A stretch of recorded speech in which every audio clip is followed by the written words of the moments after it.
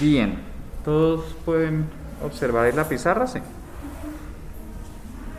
Entonces vamos a arrancar. Permítanme un momento que se me fue la opción de pantalla completa, que es lo que quiero que vean.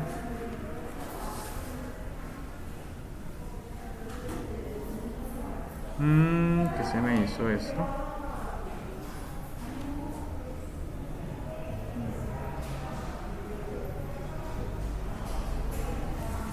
Listo, chicos. Entonces, resulta que de lo que hemos venido trabajando en unidades anteriores, básicamente hemos relacionado el tema de el calor.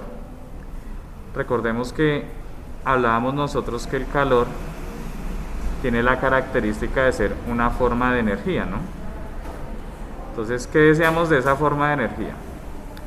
Decíamos que todo cuerpo está compuesto de átomos y moléculas, ¿no es cierto? Y a su vez esos átomos y moléculas tienen un tipo de energía cinética que hace que estén en constante movimiento, y dependiendo de qué tanto se agita, o más bien sí, dependiendo de la energía cinética de esas moléculas y átomos, es que se define el tema del calor. O sea, el calor es una forma de energía. ¿Cómo evidenciamos esa forma de energía? Por un concepto que llamamos temperatura, ¿no es cierto? La temperatura, si una persona tiene una temperatura alta, significa que en ese momento sus átomos y moléculas están constantemente en agitación, ¿no es cierto? Si la temperatura es muy baja, significa que no hay un movimiento muy grande. Y hablábamos de esto, por ejemplo, en el caso del agua. Cuando nosotros hablamos del agua, en el agua el estado sólido es el estado de menor temperatura, ¿no es cierto? ¿Por qué pasa eso? Porque las moléculas están juntas, las moléculas no tienen un movimiento tan libre. Cuando empezamos a aumentar la temperatura del agua, ¿qué pasa con esas moléculas? Lo que pasa con esas moléculas es que adquieren mayor libertad para moverse, ¿no es cierto? Y si seguimos aumentando esa temperatura, el agua entra en un estado de evaporación. ¿Por qué estado de evaporación? Que las moléculas adquieren una energía cinética tan grande que tienen la capacidad de empezarse a mover libremente, ¿no es cierto? Por eso si yo destapo la olla, salen muchas moléculas a moverse. ¿Hasta ahí vamos bien? Bien, entonces ese es el tema de la relación que hay entre el calor y la energía. Y veíamos que una consecuencia de eso es que se da la dilatación de la materia. Entonces recuerden que cuando a mí me hablan de dilatación de la materia, cuando yo aumento la temperatura de un objeto, básicamente es por eso, porque si los átomos de un objeto se mueven, ¿no es cierto? Entonces esas dimensiones pues tienen que aumentar. Si yo disminuyo la temperatura, ¿qué va a pasar con esos objetos? Que los átomos se contraen, ¿no es cierto? Y veíamos, por ejemplo, hablábamos, ¿qué pasa muchas veces cuando una persona tiene un tarro, un frasquito, digamos, de vidrio, esos de tapa, y los quieren destapar? No abre. Eso es algo que más que todo hacían las abuelas, ponían eso en candela. ¿Por qué? Porque eso hacía que la tapa se expandiera, y eso se expande más que el vidrio, y por lo tanto es posible destapar ya el objeto. ¿Estamos hasta ahí todo claro? Bien. Recordemos también que hablábamos de un concepto importante, que era el concepto de calor específico o capacidad calorífica. Entonces, cuando a mí me hablaban de calor específico o capacidad calorífica, recuerden que nosotros decíamos que no todos los cuerpos tienen la misma estructura molecular. O sea, hay diferentes organizaciones en los átomos y las moléculas, ¿sí? Y por lo tanto, eso hace que no todas las moléculas en un cuerpo se muevan igual de fácil. O sea, digamos que si yo, por ejemplo, comparo un metal y comparo la madera, resulta que las moléculas de la madera están más pegadas entre sí, tienen más uniones, y eso ocasiona que no sea fácil para cada molécula moverse. Mientras que en el metal sí pasa eso, por eso es que el metal se calienta tan rápido. O miremoslo de esta manera, cuando tenemos un sartén, el sartén es metal la parte en la que cocinamos, pero donde nosotros cogemos ese mango no es de metal, ¿no es cierto? Generalmente ese mango, ¿de qué material es? Plástico a veces, pero la gran mayoría es de goma, ¿no? Hoy en día la gran mayoría tienen goma. ¿Por qué? Porque resulta que tienen una estructura molecular diferente y es más fácil que los átomos del metal, los electrones, sus moléculas, se muevan en lugar de, digamos, como se mueven en la goma. Están más amarrados, pudiera decirse así. Entonces, eso ocasiona que hablemos del calor específico como la facilidad para un cambio de temperatura.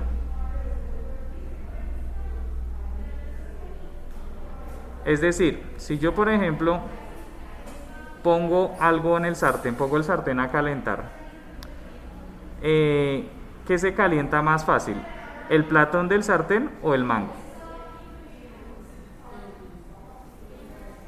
El platón, ¿no es cierto? ¿Por qué?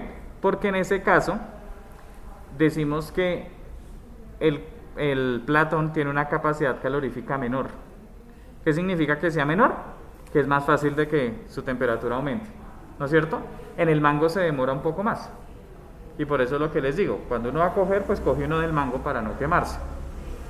Ahora, obviamente el mango aumenta su temperatura, no igual de rápido que el platón, pero cuando yo retiro, digamos yo apago el fogón o retiro el sartén del fogón, ustedes se van a dar cuenta de algo, y es que al minuto, 2 minutos, o bueno, así sea un tiempito más, usted toca ya el platón del sartén y ese platón del sartén ya está frío, ¿no es cierto?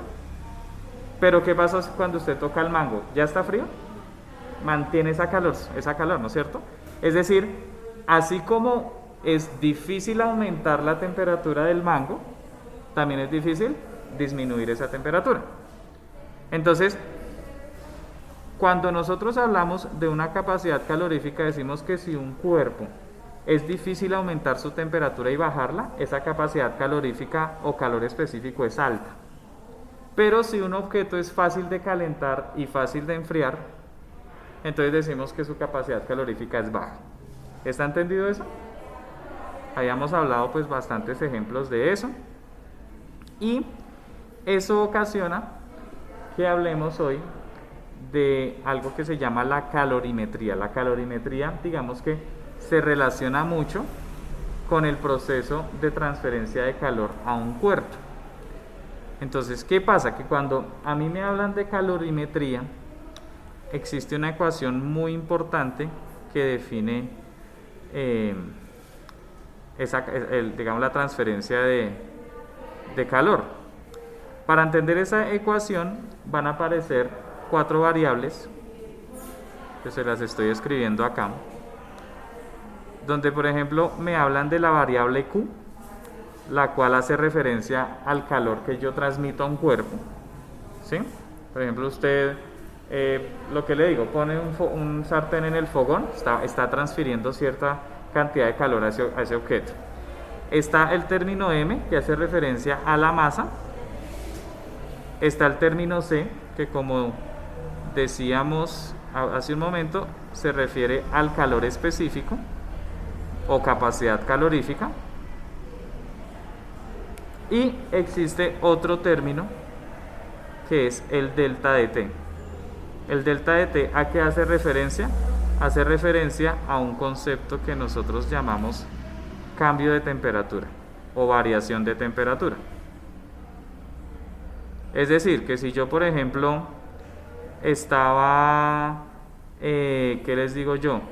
A 20 grados centígrados y pasé a 50 grados centígrados. ¿Cuánto fue ese cambio? Si estaba en 20 y pasé a 50, ¿de cuánto fue ese cambio? De 30, ¿no es cierto? Entonces, eso es lo que va a pasar, y ese término es el que nosotros llamamos acá delta de T, cambio de temperatura. Entonces, vuelvo a decir, Q es la cantidad de calor que yo transmito al cuerpo. M, la masa de ese objeto. C, la capacidad, el calor específico o capacidad calorífica, y delta de T, la variación de tiempo. Importante que tengan en cuenta, pues esto yo ahorita precisamente lo estoy grabando para subirlo a YouTube. Entonces si ustedes quieren también, pues van a tener la posibilidad de acceder al video y pues también repasar lo que necesiten de ahí. Resulta,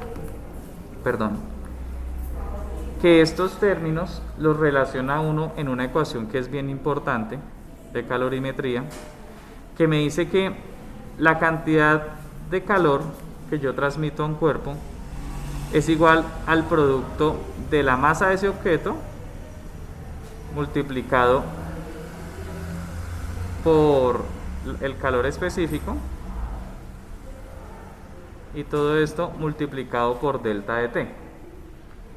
Entonces, ¿qué significa esta ecuación? Esta ecuación significa que cuando yo hablo de, digamos, la energía que se transmite a un cuerpo, esa energía depende de la masa del objeto, depende de su calor específico y depende de la variación de temperatura. En pocas palabras, vamos a hacer una pequeña visión de esta ecuación. Como ustedes pueden ver, esta M y esta C, ¿qué están haciendo en esa ecuación con el delta de T? Sumando, restando, dividiendo o multiplicando. Multiplicando, ¿no es cierto? Como están multiplicando, ¿a qué pasarían al otro lado? O sea que yo tengo en este caso que Q sobre M por C es igual a delta de T. ¿Hasta ahí vamos bien? ¿Qué me dice a mí esta ecuación que podemos ver ahí? Lo que esta ecuación, chicos, me está diciendo es que si yo quiero aumentar la temperatura de un cuerpo, yo debo tener en cuenta tres factores. Número uno, digamos, la energía o el calor que yo le transmito. Pero no solo eso, porque a veces pensamos, con solo pasar calor es el único factor importante para que un objeto aumente su temperatura o disminuya. No. Resulta que existen estas otras dos variables que son la masa y el calor específico. Resulta que, como ustedes pueden darse cuenta, esta variación de temperatura se encuentra arriba y estos dos términos, la masa y el calor específico, se encuentran abajo. ¿Eso qué significa matemáticamente? Yo creo que si ustedes recuerdan lo que se ha hablado de proporcionalidades, eso lo que significa es que son términos que son inversamente proporcionales. ¿Y qué significa que dos términos sean inversamente proporcionales? ¿Alguien me puede recordar? ¿Ni idea? Entonces, inversamente proporcionales significa que si una cantidad aumenta, la otra disminuye. ¿De acuerdo? Eso es inversamente proporcional. Entonces, acá yo digo que la variación de temperatura es inversamente proporcional a la masa, por ejemplo. Entonces, ¿qué significa que la variación de temperatura sea inversamente proporcional a la masa? Significa que entre más masa tenga un objeto, la variación de temperatura va a ser menor. Entonces, no es lo mismo, en pocas palabras, yo poner una ollita chiquita con agua en un fogón a colocar una olla grandota, llena. ¿Por qué? Porque en el caso de la ollita chiquita hay más poquita masa que en el caso de la olla grande, ¿sí? Entonces, cuando yo tengo una olla grande, hervir eso, digamos que el agua empiece a hervir, va a ser un proceso más demorado que cuando yo coloco solo la ollita. Si eso es lo primero que me está diciendo esta ecuación. La variación de temperatura depende de la masa. ¿Cómo? Inversamente. O sea, si un objeto tiene poquita masa, es fácil aumentar su temperatura. Si un objeto tiene harta masa, en ese caso es difícil aumentar su temperatura o cambiarla. ¿Estamos bien? ¿O hay alguna duda? Entonces, ¿qué creen ustedes que sea más fácil aumentar la temperatura? ¿De una persona pesada o de una persona delgada? ¿Ah? delgada. Entonces, ¿eso qué va a significar? Va a significar que cuando el sol está dando, es más rápido que la persona delgada aumente esa temperatura, o sea, va a sentirse más calor que la persona pesada. ¿Por qué? Porque la masa es inversamente proporcional a la variación de la temperatura. Pero veámoslo de otra manera, y es, vean que este delta de T habla de una variación que puede ser positiva, pero también negativa. ¿Y eso qué significa? Significa que dos personas salieron a la calle a las 6 de la mañana que está haciendo frío. Resulta que la persona que tiene mayor masa va a mantener su temperatura más tiempo, o sea, como tiene más masa, es más difícil enfriar o disminuir su temperatura que en el caso de la persona delgada. Eso también pasa, y pues yo creo que ustedes, tal vez uno en biología ve que hay animales, los osos, bueno, muchos animales que poseen una masa importante, y esos animales, digamos, bajar su temperatura no es tan fácil, precisamente por esta relación que hay entre la variación de temperatura y la masa. ¿Hasta ahí vamos bien? Bueno, resulta que otro factor bien importante que me habla a mí esta ecuación es la de calor específico. Entonces, recuerden que el calor específico es la oposición que un objeto tiene al cambio de temperatura, ¿no es cierto? Y aquí se evidencia con esta ecuación. ¿Por qué? Porque si un objeto tiene un calor específico alto, la variación de temperatura no va a ser tan alta, ¿no es cierto? O sea, si un objeto tiene un calor específico alto, no va a ser tan fácil ni que su temperatura aumente ni que su temperatura disminuya. Esos objetos tienden a mantener una temperatura constante. Pero si el calor específico de un objeto es muy bajo, ¿qué pasa con la variación de temperatura? Se da fácilmente. Entonces, ¿qué significa eso? Significa el tema del sartén. Yo coloco un sartén en el fogón. ¿Qué fue lo que primero se calentó? El metal. ¿Y por qué se calienta primero el metal? Porque el metal tiene una capacidad calorífica baja, ¿no es cierto? Mientras que el mango, que tiene una capacidad calorífica alta, tiene en este caso la característica que no es tan fácil aumentar su temperatura. Ahora vuelvo a decir, saco un momento ese objeto del fogón. ¿Cuál se enfría primero? O sea, ¿cuál disminuye su temperatura primero? El metal, ¿no es cierto? ¿Por qué? Porque tiene una capacidad calorífica más baja que el mango. Entonces tengan presente eso, el delta de T, que es variación de temperatura, no necesariamente tiene que ser que la temperatura aumente, también puede ser que la temperatura disminuya. ¿De acuerdo? Listo, entonces como ustedes pudieron ver y lo expliqué hace un momento, la variación de temperatura es inversamente proporcional a estos dos términos, ¿no es cierto? O sea, tanto a la masa del objeto como a su calor específico. Resulta que hay un tercer factor, que es la cantidad de calor. Entonces, ¿qué significa eso? Que entre mayor yo quiero, entre más quiera yo aumentar la temperatura de un objeto, más calor debo agregar. En pocas palabras, ¿sí? ¿Qué pasa cuando frotamos nuestras manos? ¿Por qué frotamos las manos para que nuestra temperatura suba? Porque al frotar las manos estamos agitando las moléculas, ¿no es cierto? Le estamos dando una agitación y eso hace que las moléculas se queden agitando. Entonces, ¿qué pasa?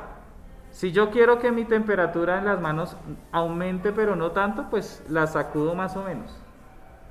Pero si yo quiero que la temperatura aumente más, pues digamos que aumento la frecuencia de ese roce. Hagan de cuenta cuando en la antigüedad se quería hacer fuego. ¿Cómo se hacía fuego? Podía ser con dos rocas, ¿no es cierto? Con dos ramas. Entonces, entre mayor fuera la cantidad de energía, era más posible adquirir fuego. ¿Está claro eso? ¿O hay alguna pregunta, alguna duda? ¿Qué hora es?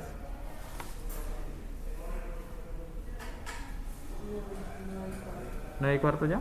Listo. ¿No hay 4? Ah, bueno, entonces alcanzamos a hablar del otro. Eso se ve por una parte así. No la miren mal, no sean así. Miremosla desde esta otra perspectiva. Y es su relación con la masa. Vean que al comienzo lo que hice fue despejar delta de t, ¿sí o no? Ahora, en esta ecuación voy a despejar m. ¿Qué significa que yo despeje m? Que yo digo, c está multiplicando y delta de t también la están multiplicando, ¿sí o no? ¿A qué pasarían al otro lado? A dividir. O sea, ¿sí? Que aquí tendríamos q sobre c por delta de t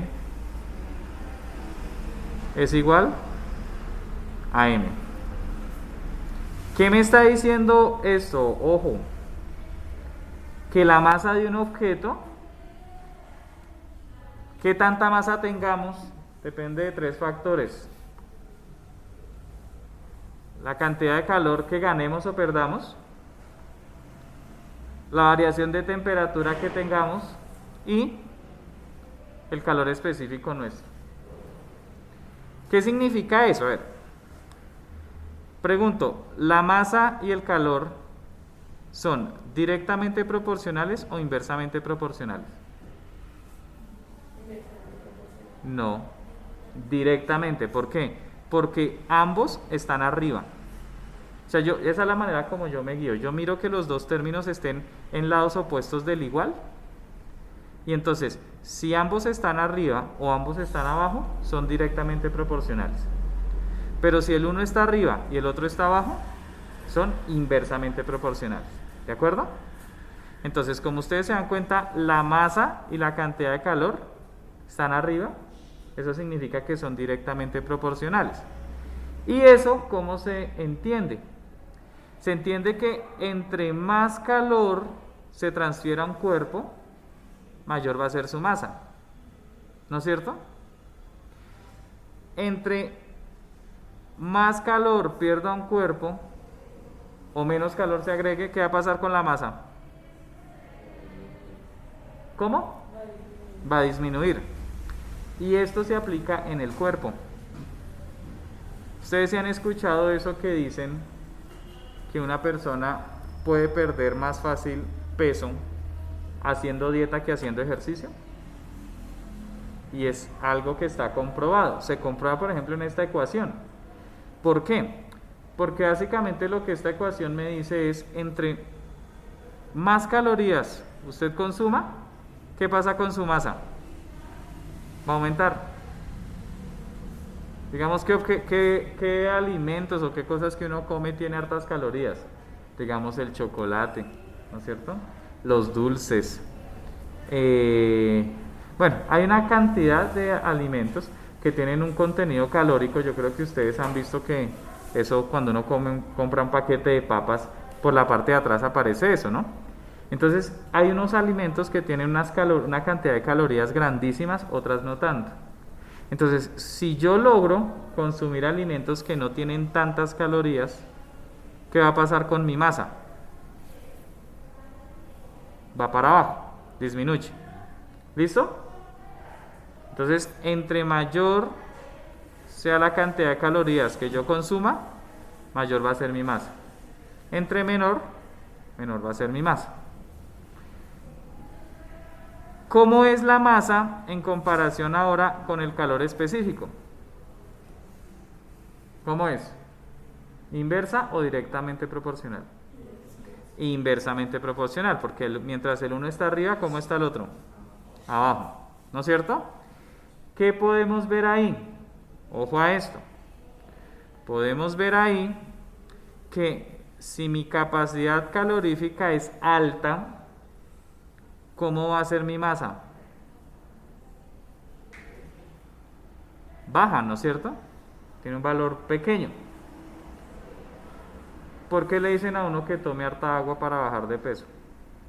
No solo porque eso limpia, sino porque yo no sé si ustedes recuerdan que entre las cosas que vimos cuando estábamos empezando esto de termodinámica, veíamos que el agua es de los elementos que tiene mayor capacidad calorífica, ¿sí? Entonces vean que esto se demuestra en esta ecuación. Si yo tengo harta agua, eso va a ocasionar que mi masa disminuya. ¿Listo?